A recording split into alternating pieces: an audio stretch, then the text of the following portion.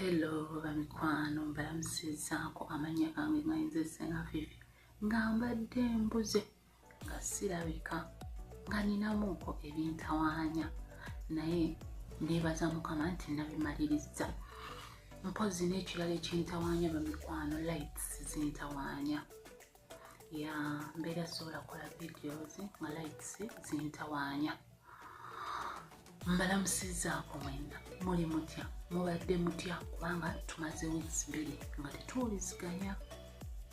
Mbeebaza mwenna bafisizaawo akadde ne mujjangako ku channel yange ne mulaba ku waka wange newankubadde nga siriiwo. Neyanzisa nnyo bamikwano baganda bange mikwano gyange abaami bange kubanga abaami babawala bange babeera baami bange mwenna neyanzeege ate nebasenga abalala mwenna bambi ababaddewo nga mukola ku videos ne ntumirako senga Nina nkutumiddeko kubanga naawe otera nnyo okuntumirako yonno senga Nina muganda wange. Era neneebaza abawagizi bange bonna abali ku Facebook banange neyanzeege mu groups ez'enjawulo abafisaawo akadde mujja ne mulabako ku waka wange. Nja kwebaza Abanayuganda mwenna bambi abawagira Senga Fifi neyanziza nnyo neyanzeege. Era ng'olunaku olwaleero tugenda kusomako ku nsonga eyitibwa engeri gye baweeweetamu ebbeere nga tugenda mu kikolwa ekyokwezina oba n'engeri gye bali yonka. Abaami abasinga tebamanyi engeri gye baweeweetamu bbeere. Abaami abasinga tebagimanyi era tebamanyi nangeri ebbeere balikwata batya oba ng'omukyala obadde omuweeweeta ng'ogenda muzina oweeweeta otya ebbeere. Abaami nno abasinga mabeere gwaffe gwe mukwata nga mutuzina kwa musinziira ssebo ne mukwata ebbeere ly'omukyala kibeera liri sensitive liruma nnyo teryetaaga kukwatako singa obeera ng'omuzina naye abamu mukwata okwo nga mutuzina kati omukyala n'amukwata amabeere n'akuba enduulu gwe n'olowooza nti anyumirwa by'omuzina naye nga alumizibwa.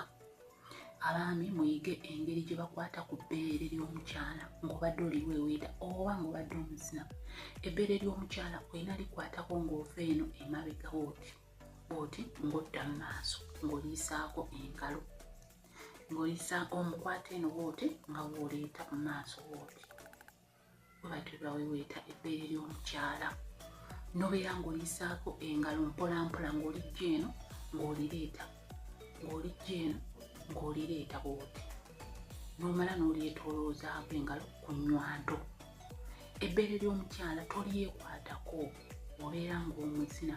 Abaami abasinga amabeere gaffe munyogontola manyogontole n'okwala ebbeere ly'omukazi n'olinyogontola bunyogontozi ng'obadde omuweeweeta ebbeere oba ng'omuzina.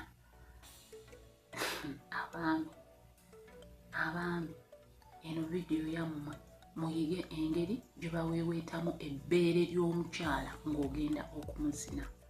Olina kuliisaako ngalo ng'omuva emabega mu nkwawa ng'oleeta mu maaso n'omala n'okwatako ku nnywanto ng'oyisaako mpolampola woti ku nnywanto y'omukyala. Kale ate bwe tutuuka ku ky'okulikiisinga ate awo ne gunywa anti abamu babula liruma bulumi abamu baliyonka balisiba bwoti ennywanto n'ogisiba. Omukyala munnange obeera omulumya. Ebbeere ly'omukyala woba oliyonka fine liteekeko mu kamwa katono naye olina kusinga kulitambulizaako lulimi ng'olwetoolooza ku nnywanto. Omukyala awo waasinga okufunira obwagazi kubanga ekituweeweesa ebbeere ly'omukyala omukyala asobole okufuna obwagazi si bwe kiri ate era n'ekiriyonkesaako omukyala asobole okufuna obwagazi. Kati gwe omwami ali eyo ng'obadde oyagala omukyala wo afune obwagazi nga ayita mu kumuyonka ku bbeere olina kubeera nga oddira olulimi n'olwetoolooza ku booti ku nnywanto oba okitegeera. ng'ennywanto y'omukyala katugeze y'emimwa gwa oyisaako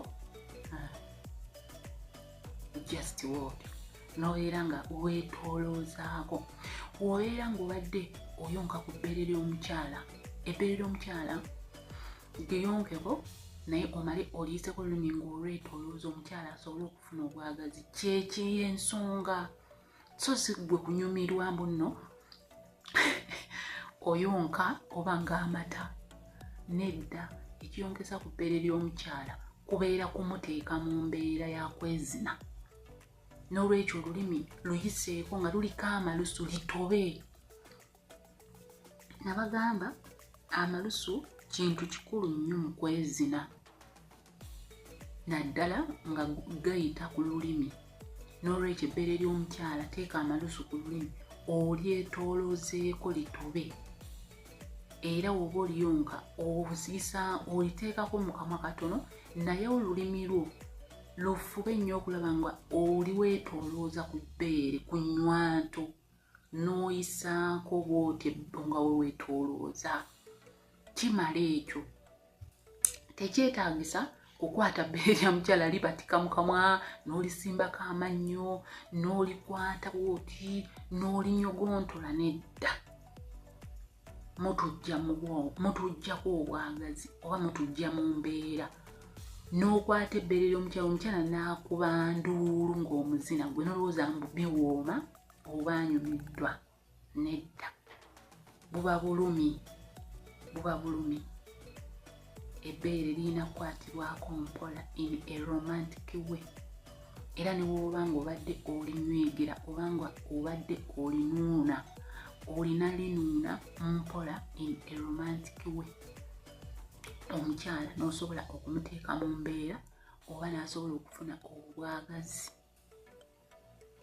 nkugambye olulimi lwetooloozeeko nga luliko amalusu era omuyise ku nnywanto owa kalimiko nga kaliko amalusu g'omwami era ne wooba obadde oli romansinga oba ng'obadde oli weeweeta ddira obugalo buno bw'oyisaako bw'oti ku nnywanto omukyala n'afuna obwagazi ng'oyisaako mpolampola bw'oti era osobola n'okwetooloozaako bw'oti bw'obeera oyagala okukwata ebbeere lyennyini olikwata mpola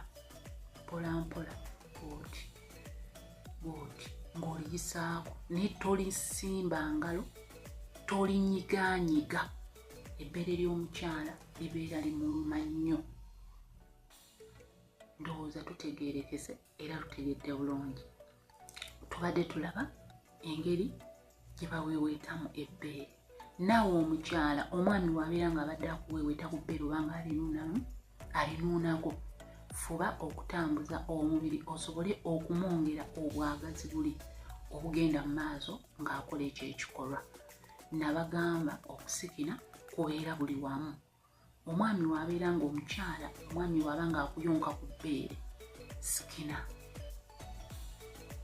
omwami waaba ng'abadde akuyonka ku bbeere mukyala sikina okusikina kukuli buli wamu era omwami waaba ng'abadde akuweeweeta ebbeere sikina era otambuze omubiri ekifuba okiwanike bw'oti omwami abeere ng'akukwata ku bbeere nga weeweetambuze omubiri ate nga bw'osikina era abakyala mukkirize abaami okubakwata ku mabeere abakyala abamu temwagalira ddala omwami kukwata ku bbeere toyagalira ddala kujjayo ku bbeere mu kaleega omwami aliweeweeteko oba aliyonkeko kyova olaba abamu balikwakkulayo bukwakkuzi lwa mpaka kati ate waalikwakkulayo bukwakkuzi ate n'akulumya omukyala n'olwekyo omukyala wemubeera mu kiseera ky'okwezina beera free eri omwami wo ekifuba kite kijje mu kaleega okkiriza omwami akukwateko ku bbeere era alinuuneko mu ddembe nga si byakulwana ate n'akulumya kale tujja kudda n'okusoma okulala mbadde Ssenga Fifi mikwano gyange mwenna baganda bange abali mu gurupu yange gye bayita omutima mulavu mbatumiddeko n'entumirako banyo subscribers abakatweyungako wano mu kaseera we zitabeereddeewo nti banange neeyanziza nnyo neeyanziza nseege. Ntumiddeko abali mu group gye bayita Vibes Zone. Ntumiddeko buli omu yenna afissaawo obudde najja nalaba ku vidiyo ya Ssenga Fifi. Era nentumirako n'abakyala mwenna abankubyako ku masimu. Abamu ne munneebazaako, abamu nga mwagala okusoma. Ate nentumirako n'abaami mwene wenna abansumbuwa ku Messenger. Jangu ewa Ssenga Fifi ng'olina ensonga. Okumbuuzaako si kibi era nkyagala nnyo. Naye gwava eri n'akuba bukubi simu ng'okubira Ssenga Fifi naye nga tolina na nsonga wadde gy'omugamba. Nkutumiddeko ne nkugamba nti nno munnange tuli mu nnaku za kukekkereza. Kekkereza data. Tomala gamwonona. Kitegeera. Kale bamikwano kamba siibule musibe bulungi. Musule bulungi. Mwera.